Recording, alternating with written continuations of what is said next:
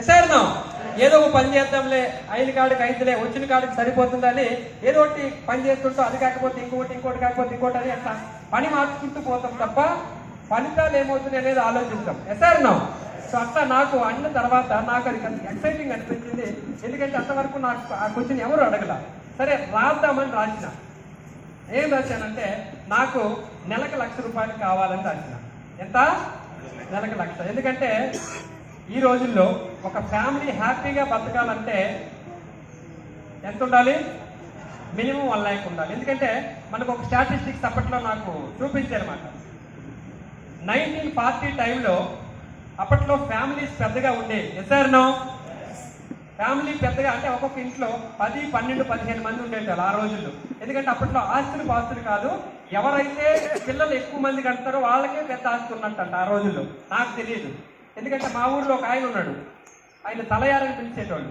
ఆయనకి 12 మంది సంతానం. ఎంతమంది? 12 మంది. నేను మా నాన్న అడిగిన, ఆయన అంతమందికి అన్నాడు. ఎందుకు నానంటే ఆ రోజుల్లో ఎక్కువ మంది పిల్లలు ఎవరైతే కంటారో వాళ్ళకే ఎక్కువ ఆస్తిపరులు అన్నట్టు అని. అందుకని అప్పట్లో కనేవాళ్ళంట. ఆ టైంలో 1940 టైంలో ఇంతమంది సంతానం ఫ్యామిలీ ఉన్నా కూడా జస్ట్ ₹10 వస్తే సరిపోయేదంట. ఎంత? ₹10. ఇంకో 20 years గడిచింది. 1960 వచ్చింది. ఫ్యామిలీ సైజ్ కాస్త తగ్గింది. ₹10 పక్కన ఇంకో 0 యాడ్ అయ్యింది. ఎంత అయింది? 100 ఉంటే సరిపోయేది. ఇంకొక 20 years గడిచిన తర్వాత 1980లో 1980 టైంలో ఫ్యామిలీ సైజ్ ఇంకా తగ్గింది. 100కి ఇంకో పక్క 0 యాడ్ అయింది. ఎంత? ₹1000 ఉంటే ఆ రోజుల్లో సరిపోయేదంట. తర్వాత 1980 నుంచి ఇంకొక 20 years తర్వాత 2000వ సంవత్సరం వచ్చింది. ఓకే, 2000 టైంలో ఫ్యామిలీ సైజ్ ఇంకా తగ్గిపోయింది. ఎందుకంటే ఎక్కువ మంది మనకొద్దు, ఇద్దరైతే ముద్దనే నినాదం వచ్చింది. ఎసారనో ఆ టైంలో 10,000 ఉంటే కాస్త పర్వాలేదు. అంటే 1000కి ఇంకో 0 పక్కన యాడ్ అయింది. తర్వాత 2020 దాటింది. ఇప్పుడు ఫ్యామిలీ ఎంతమంది ఉంటే బాగుంటారు అనుకుంటున్నారు? జస్ట్ 1. ఎసారనో ఎందుకంటే నాకు తెలిసి మా ఫ్రెండ్స్ వాళ్ళలో మొత్తం సార్లేరా వీళ్ళని సరిగ్గా పెంచుకుంటే ఇదే నాకు గొప్ప అనేటోళ్ళు చాలా మంది ఉన్నారు. ఎసారనో సో ఇప్పుడు చూసుకుంటే ఇప్పుడున్న ఖర్చులకు అనుగుణంగా మన యొక్క ఇన్కమ్ ఎంత ఉంటే బాగుంటుంది? ఎంత కావాలి? మినిమం 1 lakh ఉండాలి. ఎసారనో అని ఇది అర్థమైన తర్వాత నేను 1 lakh కావాలని రాసుకున్నా. రెండోది ఏం రాసుకున్నా? మా ఫ్యామిలీని బాగా చూసుకోవాలి విత్ మై పేరెంట్స్ అని రాసుకున్నా. ఎందుకంటే ఫ్యామిలీ అంటే నేను, నా భార్య, నా పిల్లలు కాదు, నా పేరెంట్స్ కూడా ఏం అడిగితే అది ఇవ్వాలి, వాళ్ళని బాగా చూసుకోవాలి, నాకు చిన్నప్పటి నుంచి కోరుకుంటుంది. అందుకని అది రాసుకున్నాం. మూడోది మంచి వెహికల్ డ్రైవ్ చేయాలి, ఫారిన్ ట్రిప్ పోవాలి, మంచి హౌస్ ఉండాలి. ఇట్లా అన్నీ రాసుకున్న తర్వాత నెక్స్ట్ డే మార్నింగ్ మా అప్లైన్కి పేపర్ ఇచ్చిన. పేపర్ ఇస్తే సార్ మొత్తం చదివి ఒక డైరెక్ట్ ఒక క్వశ్చన్ అడిగింది. ఏం అడిగాడంటే, నువ్వు రాస్తున్నవన్నీ చాలా బాగున్నాయి, బట్ నువ్వు చేస్తున్న పని చేస్తూ పోతే ఇవన్నీ వస్తాయా? ఇప్పుడు మీరు ఒకసారి క్వశ్చన్ వేసుకోండి. మీరు చేస్తున్న పని మీరు చేస్తూ పోతే ఇప్పుడు నేను రాసినటువంటి డ్రీమ్స్ ఏవైతే ఉన్నాయో, కళలో కోరికలు అంటా కదా, అవి ప్రతి ఒక్క మనిషికి నార్మల్ గా ఉండే కోరికలు. ఎసారనో బట్ మీరు చేస్తున్న పనిలో అవన్నీ వచ్చే అవకాశం ఉందా? ఉందా అండి? లేదు. అందుకని నేనేం చెప్పినానంటే, నేను రాసుకున్న ఒక్క దానికి కూడా ఒకటి కూడా వచ్చే అవకాశం లేదు అన్న తర్వాత అప్పుడు ఆయన అన్నాడు, మరి నువ్వు చేస్తున్న పనిలో ఒక్క డ్రీమ్ కూడా నెరవేరన్నప్పుడు నువ్వు పని చేసేది దేనికి? ఎందుకంటే ఇప్పుడు నేను ఆల్రెడీ నాకు ఒక 10-12 years ఎక్స్పీరియన్స్ ఉంది అదే కంపెనీలో. నాకన్నా సీనియర్స్ ఉంటారా లేదా? నాకన్నా 15 ఏళ్ళు, 20 ఏళ్ళు, 25, 30 ఏళ్ళు పనిచేసి రిటైర్ అయిన వ్యక్తుల యొక్క లైఫ్ నేను దగ్గర నుంచి చూసిన. వాళ్ళు సేమ్ రూట్, నేను సేమ్ రూట్ వెళ్తున్నాను. వాళ్ళకి ఏదైతే వచ్చిందో నాకు అదే వస్తుంది. ఎసారనో మరి అలాంటప్పుడు అదే రూట్ లో నేను ప్రయాణించడం కరెక్టా? లైఫ్ చేంజ్ అయ్యే అవకాశం ఉందా? లేదని తెలిసిన తర్వాత ఎస్, ఈ ఆపర్చునిటీలో నేను కూడా ఇన్వాల్వ్ అవుతాను సార్ అని చెప్పిన. అప్పుడు సార్ ఏం చెప్పాడంటే, అప్పుడు ఆపర్చునిటీ చెప్పాడు. ఇది వెస్టేజ్ కంపెనీ, 2004లో మొదలైంది. ఇక్కడ డబ్బులు కట్టేది లేదు, కట్టించేది లేదు. వెరీ హ్యాపీ అనిపించింది నాకు. ఎందుకంటే అంతకన్నా ముందు మా ఫ్రెండ్స్ వాళ్ళు వీళ్ళు చెప్పుకునేది, నేను దాంట్లో 2,000 కట్టినా, 5,000 కట్టినా, 10,000 కట్టినా, నాకేమీ రాలేదు, మోసపోయాను అని విన్నప్పుడు ఇది కూడా అలాంటిదని డౌట్ వస్తుందా లేదా? కానీ మా అప్లైన్ క్లియర్ చెప్పాడు. ఏం చెప్పాడంటే, ఇందులో డబ్బులు కట్టేది లేదన్నాడు. Very happy. ఏం చేయమన్నాడు, ఇందులో కొన్ని ప్రొడక్ట్స్ ఉంటాయి వాడుకో. ఏమన్నాడు, ప్రొడక్ట్స్ ఉంటాయి వాడుకోమన్నాడు. అప్పట్లో ప్రొడక్ట్స్ వాడుకోవడం మొదలుపెట్టిన, నా పర్సనల్గా కొన్ని జనరల్ ప్రొడక్ట్స్ తీసుకున్నా, చాలా మంచిగా అనిపించినాయి. మా అమ్మగారికి ఎక్కువగా మా పొలం పని చేయడం వల్ల బ్యాక్ పెయిన్ వచ్చింది. హాస్పిటల్కి పోతే డాక్టర్లు ఏం చెప్పిందంటే, ఈవిడికి తగ్గే అవకాశం లేదు, ఉన్నన్ని రోజులు మందులు వాడుకోవడమే, బెంచ్ మీద పడుకోమన్నారు. మంచం మీద కూడా కాదు, బెంచ్ మీద. సో ఆ టైంలో ఇక్కడ మీటింగ్ వస్తే ఏం చెప్పారు, ప్రొడక్ట్స్ ఉన్నాయి, కీళ్ళ మధ్యన గుజ్జు పట్టింది, కాల్షియం ఇట్లాంటివి ఉన్నాయి వాడుకోమంటే, మా అమ్మగారి ఫస్ట్ 3 నెలలు వాడినా కాస్త పర్వాలేదు, 6 నెలలు వాడినాక ఆవిడకి రిజల్ట్ వచ్చింది. అట్లాగే మా నాన్నగారికి గ్యాస్ ట్రబుల్ తగ్గింది. ఇట్లా వాడుకున్న తర్వాత ఎస్ ప్రొడక్ట్స్ బాగున్నాయి అని నేను ఏం చేసినానంటే, బిజినెస్ పార్ట్ టైంగా చేద్దామని ట్రై చేస్తున్న ప్రాసెస్లో ఒక 10-15 మందికి చెప్పా, ఒక్కడ కూడా రాలా. అగైన్ మా అప్లైన్ అడిగారు, సార్ ఎవరు రావట్లేదు, నిజంగా నేను సక్సెస్ అయితేనా, నా డ్రీమ్ ఫుల్ఫిల్ అయితే అంటే, ఏం పర్వాలేదు బాబు, ఈ బిజినెస్ ఇలాగే ఉంటుంది చేయమని. మళ్ళీ ఇంకొక 15 మందికి చెప్పిన, 30 మందికి చెప్తే ఒక్కడు కూడా జాయిన్ కాల. మళ్ళీ అప్లైన్ సేమ్ అట్లా చెప్తూ 61 మందికి చెప్తే ఒక్కడు జాయిన్ అయ్యాడు. ఎంతమందికి? 61 మందికి చెప్తే ఒక్కడు జాయిన్ అయ్యాడు. ఆ ఒక్కడు కూడా ఒక్కసారి ప్రొడక్ట్లు కొనుక్కొని మాయమైపోయాడు. మళ్ళీ మా అప్లైన్ అడిగినా, సార్ నా డ్రీమ్స్ చాలా ఉన్నాయి, ఎట్లా ఏంటి పరిస్థితి అంటే, అప్పుడు చెప్పాడు ఏమంటే, ఈ బిజినెస్ లో నువ్వు గెలవాలంటే నిలబడాలి అని చెప్పాడు. ఏం చేయాలి? నిలబడాలి. ఎందుకంటే డ్రీమ్స్ ఎవరి, సక్సెస్ ఎవరికి కావాలి, ఫ్యూచర్ ఎవరిది, నాది అనుకున్నప్పుడు, వాళ్ళకి రానప్పుడు నువ్వెందుకు భయపడతావు? దీనికి సింపుల్ సొల్యూషన్ ఉంది. ఏంటంటే, ఇంతవరకు నీ స్టైల్లో నువ్వు చెప్పినా, గుర్తుపెట్టుకోండి, మనకి ఎందుకు టీం రావట్లేదు, ఎందుకు మనం పిలిస్తే చాలా మంది రావట్లేదు, ప్రోడక్ట్లు కొనట్లేదు, వినట్లేదు అంటే, మీ స్టైల్లో మీరు చెప్పుకున్నారు. నా స్టైల్లో నేను కూడా చెప్పినా, ఎవరు రాలా. అప్పుడు నేను అడిగితే ఆయన చెప్పిన ఆన్సర్ ఏంటంటే, ఇంతవరకు నీ స్టైల్లో నువ్వు చెప్పినావు, ఇక్కడ ఒక సిస్టమ్ ఉంది, లెర్న్ చేయాలి, గో టు మీటింగ్స్ అన్నాడు. ఏమన్నాడు? Go to meetings. అక్కడి నుంచి మీటింగ్కి వెళ్ళడం మొదలు పెట్టారు. 5, 10, 20, 30, 40 మీటింగ్లకు వెళ్ళిన తర్వాత ఈ కంపెనీ ఏంటి, సిస్టమ్ ఏంటి, ప్రోడక్ట్స్ ఏంటి, వీటి గురించి అర్థమైన తర్వాత చిన్న చిన్నగా టీం ఫామ్ చేస్తే, అప్పటి నుంచి మెల్లిమెల్లిగా టీమ్స్ రావడం మొదలైనవి. అట్లా వెతుకుతూ ఉన్న ప్రాసెస్లో మనకు అనిపిస్తుంది కదా, మంచి లీడర్ వస్తే బాగుండు అనిపిస్తుందా లేదా? ఆ టైంలో ఇంట్రొడ్యూస్ అయ్యారు. ఒక లైన్లో 21 మంది తరువాత 22వ పర్సన్ ఎంఎస్ఆర్ గారు.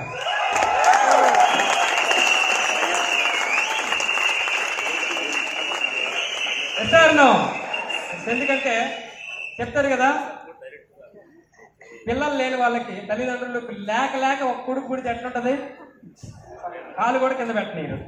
ఎసారనో బాగా చూస్తారు, టైం టు టైం స్నానం చేస్తారు, భోజనం పెడతారు. సో ఆ టైంలో ఎంఎస్ఆర్ గారు దొరికిన తర్వాత లేక పుడిగిన కొడుకు ఆయన మాకు. ఓకేనా? సో మంచి కలిసి వచ్చే టయానికి నడిచి వచ్చే కొడుకు లాగా తయారయ్యింది. రైట్. వన్స్ ఒకసారి ఎంఎస్ఆర్ గారు ఇంట్రడ్యూస్ అయిన తర్వాత లెక్కలు మొత్తం మారిపోయాయి. ఇప్పుడు అంతవరకు ఏంది, మేము నార్మల్గా చేసుకునేటోళ్ళు, అది జరిగిన కాడికి జరిగిందిలే అని. సార్ వచ్చిన తర్వాత పరిగెత్తడం మొదలుపెట్టి, ఎందుకు సైన్యాలు కావాలి కదా, లెవెల్స్ పెరుగుతున్నాయి. Sir bronze, silver, gold, star కన్నా ముందు పరిగెత్తాలి వద్దా? ఇది అక్కడి నుంచి మేము పరిగెత్తడం పని. ఇదేనా బాబు, మనమే అనుకుంటే మనకన్నా పరిగెత్తేవాడు దొరికాడని. ఓకే. సో ఇదంతా ఓవర్ నైట్ ప్రాసెస్ రాలేదు. ఎసార్నో ఎన్నో రోజులు తిరిగినాం, గుర్తుపెట్టుకోండి. ఎందుకంటే నేను మా ఒరిజినల్ ప్లేస్ విజయనగరం. సో ఈ ప్రాసెస్లో ఏం జరిగిందో తెలుసు, చాలా మందికి తెలియని స్టోరీ ఏంటంటే, నేను ఈ బిజినెస్లో 3,000 వస్తే చాలని బ్రాంచ్ డైరెక్టర్ అయిన తర్వాత, ఆ నెలలో 5,730 రూపాయలు వచ్చిన తర్వాత on the spot job resign చేసిన. 5,730 రూపాయలు వచ్చినప్పుడే. ఓకే. పెళ్ళయింది కొత్తలో. పెళ్ళైనప్పుడు పెళ్లి కాకముందు ఏం చెప్పారంటే, అంటే ఉద్యోగంలో ఒక 10-12,000 అండ్ వెస్టేజ్లో 5,000, మొత్తం కలిపి 17,000 అంటే పిల్లలు ఇచ్చారు వాళ్ళు. నేనేం చేసిన, పెళ్ళి అయింది కాబట్టి ఉద్యోగం చేస్తే బిజినెస్ చేయలేను అనుకొని జాబ్ రిజైన్ చేసి బయటకు వచ్చా. చెప్పాను కదా సార్, పెరుగుతుంది ఆ నెలలో business side values down, income 200 300. అమ్మాయి వాళ్ళు ఫోన్ చేసేవాళ్ళు, అమ్మ అల్లుడికి బాగానే వస్తుందా అడుగుతారా లేదండి, కొత్తగా పెళ్ళి అడుగుతారు. సో ఆ టైంలో అడిగినప్పుడు పర్వాలేదమ్మా అని, మళ్ళీ 2-3 సార్లు అడిగితే ఏందమ్మా అంత గట్టిగా చెప్పేదాన్ని చిన్నగా చెప్తున్నావు, పర్వాలేదు అంటున్నావు ఏంటంటే ఏదో వచ్చిన కాడికి వస్తుందనే. ఓకే, సో అయినా కూడా ఆ టైంలో జాబ్ మానేసే టైంలో చాలా రెస్ట్రిక్షన్స్ మొదలైనాయి. ఇంట్లో వాళ్ళు కొద్దిగా ఎందుకు నీకు ఈ పని ఆ పని చేసుకోమన్నారు, అత్త మామ. రెండవది, నేను కంపెనీలో జాబ్ మానేసేటప్పుడు మా జిఎం అన్నాడు, ఏమన్నాడు తెలుసా, రే సీను నువ్వు చిన్నోడివి, ఎంతో మంది ఇట్లాంటి కంపెనీలు పట్టుకొని బయటికి పోయి మళ్ళీ వచ్చి జాయిన్ అయ్యారు, నీకు తెలియదు, నా మాట చెప్తున్నా, ఇక్కడే చేసుకో, లైఫ్ బాగుంటుంది అన్నాడు. కానీ నేను ఒకటి చెప్పిన, సార్ మీటింగ్ వెళ్ళింది నేను, చూసింది నేను, నాకు నమ్మకం ఉంది నేను గెలుస్తానని. అంటే నీ ఇష్టం రా, నీ ఇష్టం అన్నాడు. తర్వాత ఏమన్నాడు తెలుసా, ఒక మాట చెప్పాడు, నీకు ఎప్పుడైనా రావాలనిపిస్తే నాకు ఇమీడియట్గా ఫోన్ చేయి, కంపల్సరీగా నిన్ను జాబ్లో అపాయింట్ చేసుకుంటాను అన్నాడు. ఎందుకంటే జాబ్లో కూడా పెద్దగా ఎవరిని మాట్లాడించేది లేదు, నా పనికి నేను పోయి వస్తా, నా పని వరకు నేను చేసుకుంటా. కాబట్టి నా డిసిప్లైన్ పద్ధతి వాళ్ళు చూసి నేను మానేసిన 3 సంవత్సరాల వరకు నన్ను ఫాలోఅప్ చేశారు, రే నీకు బాగాలేకపోతే వచ్చి అని. సో ఆ టైంలో టీం కొద్దిగా డల్ అయ్యింది, సైడ్ వాల్యూస్ లేదు, 200 300. ఈ 6 months ఆఫ్ పీరియడ్లో మా నాన్నగారు, హ్యాట్సాప్ టు మా నాన్నగారికి థ్యాంక్స్ చెప్పాలి. ఎందుకంటే ఆ టైంలో నేను పేటలో, చిలకలూరుపేటలో రెంట్కు ఉండేటువంటి 3000 రెంట్. ఓకే, ఆ టైంలో రైస్ పంపిస్తారు కదా, రైస్ బ్యాగ్లో మధ్యలో 5000 రూపాయలు ఎవ్రీ మంత్ పెట్టి అట్ట 6 నెలలు పంపించాడు, 6 నెలల పాటు. ఎందుకంటే ఇక్కడ టీమ్స్ నాకెవరూ తెలియదు, నాది ప్లేస్ కొత్త, బట్ ఒకటే లక్ష్యం, ఏదేమైనా సచ్చినా బ్రతికినా ఉన్నా పోయినా వెస్టేజ్లో కానీ డెడ్ లైన్ చేసి పెట్టుకున్నాం. ఏదైనా వెస్టేజ్, నాకు వేరే ఆప్షన్ లేదు. ఎందుకంటే జాబ్ పోతే నాకు 2 ఆప్షన్, ఇక్కడ 10,000 వస్తుందిలే తర్వాత చూద్దామని మైండ్ వస్తుందని ఉద్దేశంతో వచ్చినా రాకపోయినా అని 6 నెలలు పిచ్చోడు లాగా తిరిగితే వన్స్ ఒకసారి స్టార్ట్ అయిన ఇన్కమ్ ఈరోజు చూసుకుంటే నేను ఏవైతే డ్రీమ్స్ రాసుకున్నానో అవన్నీ కంప్లీట్ గా ఫుల్ఫిల్ అయిపోయినాయి, అన్ని కంప్లీట్ గా ఫుల్ఫిల్ అయిపోయినాయి. ఇప్పుడు హౌస్ పెండింగ్ ఉంది. నా డ్రీమ్ ఏంటంటే 1 ఎకరంలో డ్రీమ్ హౌస్ బిల్డ్ చేయాలి అని డ్రీమ్ పెట్టుకొని దానికోసం పనిచేస్తున్నా. చిన్న లైఫ్, 10,000 జీతం నుంచి ఈరోజు ఈ స్థాయికి వచ్చినానంటే ఒకటే, ఒక్కసారి మనం ఏదైనా డెసిషన్ తీసుకుంటే ఇంకా వెనకడుగు వేయకూడదు, వెనక చూపులు చూడకూడదు. ఇప్పుడు మీరు అందరూ ఓకే, ఇప్పుడు అంతా సక్సెస్ వచ్చింది, లీడర్స్ వచ్చారు, స్టాక్ పాయింట్ దగ్గరలో ఉన్నాయి, చెప్పేటోళ్ళు ఉన్నారు. బట్ ఆ టైంలో మీ స్టార్ట్ అయిన టైంలో మాకు బ్రాంచెస్ పెద్దగా లేవు, చెప్పేటోళ్ళు తక్కువ, 1 ఎలా. ఓకే, మీటింగ్స్ ఎక్కడైనా జరిగాయంటే హైదరాబాద్, చెన్నై, బెంగళూరులో జరిగాయి, అది ఇంగ్లీష్ హిందీలో జరిగాయి. ఓకే, ఇన్కమ్ లేదు. ఎవరికైనా ఏమనిపిస్తుంది స్టార్టింగ్ డేస్లో, అవునా కాదండి, నెగిటివ్ ఉంటుందా లేదా?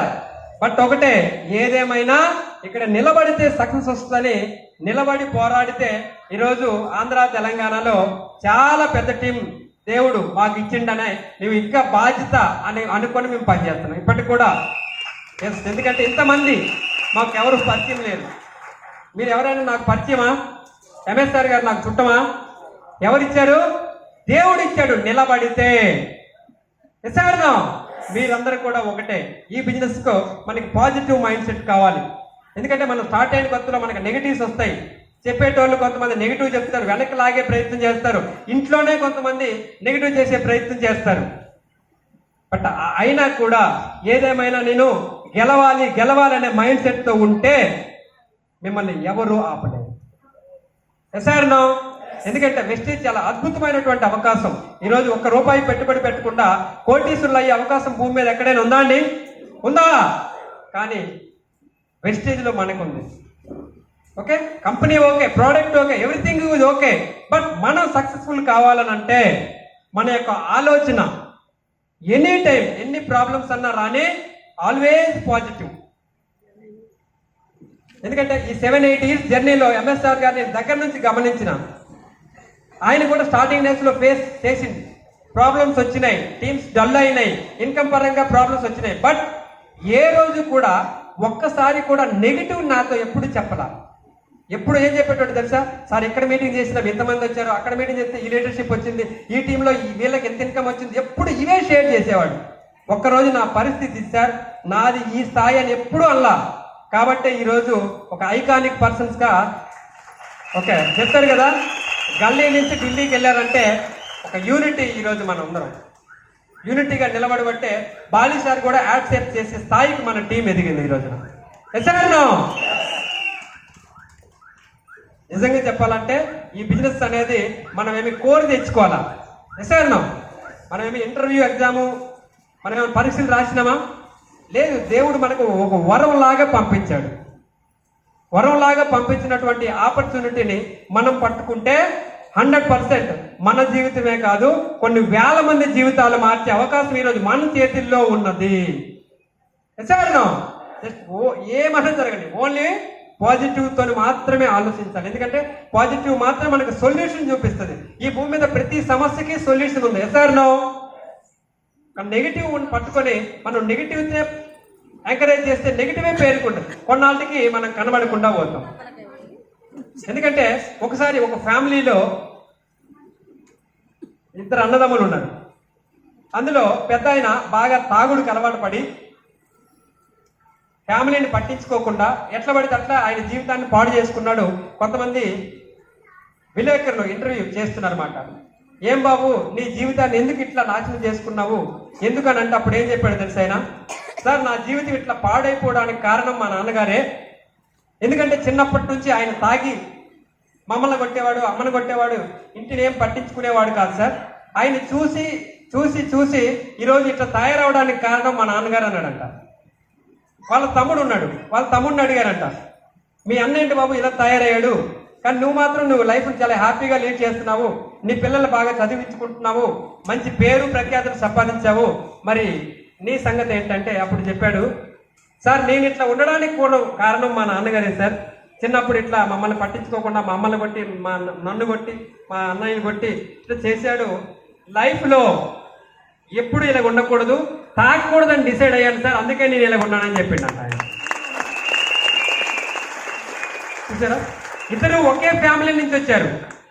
బట్ ఒక ఆయన నెగిటివ్ తీసుకున్నాడు, ఇంకొక ఆయన పాజిటివ్ తీసుకున్నాడు. ఎందుకంటే ప్రతి దాంట్లో రెండు ఉంటాయి, నెగిటివ్ ఉంటుంది, పాజిటివ్ ఉంటుంది, మంచి ఉంటుంది, చెడు ఉంటుంది. మనం ఏమి చూస్తే అది కనబడుతుంది మనకి. ఎస్ఆర్నో ఎందుకంటే ఆ టైంలో మేము జాయిన్ అయినప్పుడు నాతో పాటు చాలా మంది జాయిన్ అయ్యారు. బట్ ఈరోజు వాళ్ళు లేరు. అదే మానేసేటోళ్ళు నేను చూసుంటే నేనేమయ్యేటోడిని, అక్కడ ఆగిపోయేవాడు. ఎస్ఆర్నో ఎంఎస్ఆర్ గారు ఏమయ్యేవాళ్ళు, అక్కడ ఆగిపోయేవాళ్ళు. బట్ మేమేమనుకున్నాం అంటే గెలిచిన వాళ్ళని చూసినాం, గెలిచిన వాళ్ళనే చూసినాం. అది పాజిటివ్ అంటే. మనం వచ్చిన దానికి మనం సక్సెస్ అవ్వాలి, మన లైఫ్లో మంచి అచీవ్మెంట్స్ తీసుకోవాలి, మన ఫ్యామిలీని బాగా చూసుకోవాలి, మన పేరెంట్స్ని బాగా చూసుకోవాలి, మన పిల్లల్ని బాగా చదివించాలి. ఇట్లా చాలా రకాల డ్రీమ్స్తో మనం వచ్చినాం. అట్లాంటి వచ్చిన మనం ఏదో ఒక్క నెగిటివ్ పర్సన్ వల్ల, ఒక్క నెగిటివ్ సిచ్యువేషన్ వల్ల మనం ఆగిపోతే మనకన్నా మూర్ఖుడు ఉంటాడా? ఉంటాడండి? ఉండడు. ఎందుకంటే చిన్న స్థాయి వచ్చిన వ్యక్తులు ఈరోజు వెస్టేజ్లో మంచి ఆలోచనలు ఉన్న వాళ్ళు మీకు కావాలంటే గమనించండి. ఎవరైతే మంచి ఆలోచన చేస్తూ అప్లైన్కి దగ్గరగా ఉంటూ నిరంతరం పనిచేస్తున్నారో వాళ్ళ టీమ్సే డెవలప్ అవుతున్నాయి, వాళ్ళ ఇన్కమ్స్ మాత్రమే పెరుగుతున్నాయి, అందరికీ పెరగట్లా. మీ దగ్గర చదువు ఉన్నా లేకపోయినా ఇక్కడ సక్సెస్ అవ్వడానికి మీ కలరు, హైట్, వెయిట్ ఏమి పనిలే. బట్ లక్షణాలు నింపుకుంటే లక్షాధికారులుగా మారుతారు.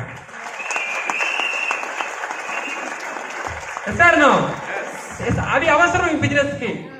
ప్రోడక్ట్ ఓకే, ఎందుకంటే మనం ఈ రోజు పోయి ప్రోడక్ట్ రీసెర్చ్ చేయాల్సిన పనిలా, అది కంపెనీ చేస్తుంది. ప్లాన్ లో మనం ఏం చేంజ్ చేయడానికి లేదు. కంపెనీ నెక్స్ట్ ఇయర్ ఏ దేశానికి పోయింది, నెక్స్ట్ ఏ ప్రోడక్ట్ లాంచ్ మన చేతుల్లో లేదు. మన చేతుల్లో ఉన్నది ఒకే ఒకటి, టీం తయారు చేయాలి. ఏం చేయాలి? టీం తయారు. ఇందులో టీమే మన బలం, టీమే మన ఆస్తి. ఎస్ఆర్నో ఎందుకంటే సిద్ధార్థ్ సార్ని ఎవరో అడిగారంట, పక్కకు పిలిచారు, సార్ మీకు నెలకు 1,500,000 వస్తుంది కదా, what is your secret? What is your secret? ఇంకొక ఆయన అడిగిందంట, సార్ మీరు అప్పుడెప్పుడో నాకు గుర్తుంది, సీక్రెట్కి అంటే మీ సక్సెస్ కారణం సీక్రెట్ 10 పాయింట్స్ అన్నారు కదా, అదేంటంటే అప్పుడు ఆయన చెప్పాడంట, నా సక్సెస్ కారణం ఒకటే 10 పాయింట్లు రాసుకోండి అన్నాడంట. చాలా మంది బుక్స్ పెన్లు పెట్టుకొని రెడీ ఉంది, ఎందుకంటే 1,500,000 తీసుకున్న వ్యక్తి కదా. చెప్పిండంట, team building, team building, team building, team building, team building, team building, team building, team building. Only team build చేసినా ఈరోజు ఈ స్థాయికి వచ్చిన. ఎస్ఆర్ ఎందుకంటే మనం ఒక్కలమే ఉంటే ఏమైనా చేయగలుగుతామా? ఏమీ రాదు ఇందులో. ఇన్నాళ్ళు మనం పని చేసాం, ఒక్కడిగా బయట పని చేసినాం, 10 ఏళ్ళు 15 ఏళ్ళు 20 ఏళ్ళు పని చేసినాం బయట జాబ్లో, అక్కడ ఇక్కడ ఇన్కమ్ రాలా. ఎందుకంటే అక్కడ ఒక్కలమే. ఇక్కడ మనం ఒక్కరిమే కాదు, మనం సింగిల్గా ఎంటర్ అవుతాం, కొన్ని వేల మందిని క్రియేట్ చేస్తాం, నెట్వర్క్ బిల్డ్ చేస్తాం. ఎప్పుడైతే టీం తయారైందో ఆటోమేటిక్గా మన ఇన్కమ్ పెరుగుతుంది. అయితే ఈ టీం పెరిగే ప్రాసెస్లో, టీం తయారు చేసే ప్రాసెస్లో చాలా మంది మన మైండ్కి తగ్గట్టు వాళ్ళు ఉంటారండి. కొంతమంది నెగిటివ్ ఉంటారు, కొంతమంది ఈగో ఉన్న వాళ్ళు ఉంటారు, కొంతమంది బాగా చదువుకునే వాళ్ళు ఉంటారు, రకరకాల వ్యక్తులు ఉంటారు. వీళ్ళని అందరినీ కలుపుకొని పోవాలంటే మనకి రైట్ మైండ్ సెట్ ఉండాలి. Yes or no? మన యాటిట్యూడ్ సరిగా ఉండాలి. Yes or no? ఎస్. ఒకసారి ఒక రాజ్యంలో ఒక రాజుగారు ఉన్నారు.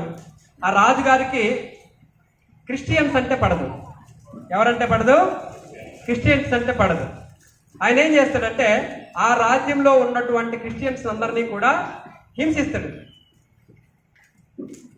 హింసించే ప్రాసెస్లో ఆయన పుట్టినరోజు వచ్చింది ఒకసారి. ఓకే, పుట్టినరోజు వచ్చినప్పుడు అక్కడ ఉన్న సైన్యాధిపతులు, మంత్రులు వీళ్ళందరూ రాజుకు ఒక మంచి గిఫ్ట్ ఇవ్వాలనే ఉద్దేశంతో వాళ్ళు ఏం చేస్తారంటే ఈ క్రిస్టియన్స్ని చంపి ఒక